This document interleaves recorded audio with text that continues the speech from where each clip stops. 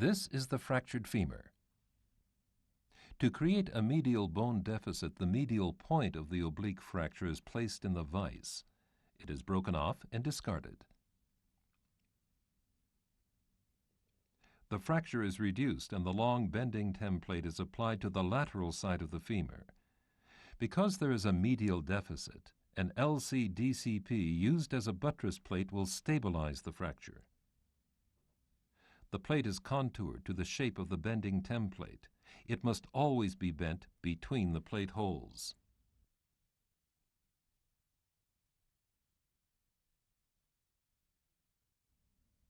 The plate is fixed to the lateral side of the femur with the forceps. Through the most proximal plate hole, a hole is drilled in the bone using the 2.5 millimeter drill bit with the universal drill guide in the neutral position.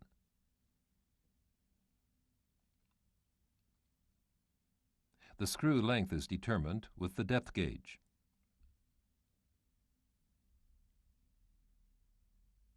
The thread in both cortices is cut with the 3.5 millimeter tap through the drill guide.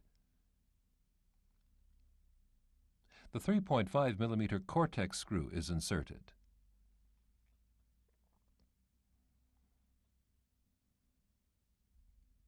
Following the same steps, a screw is now placed in the most distal plate hole.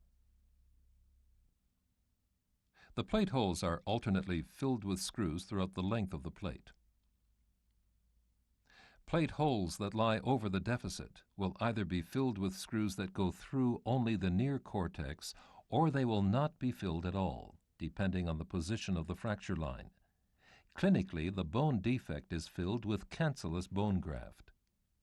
Because of the deficit in the medial cortex, the plate functions as a buttress and provides adequate stabilization for this fracture.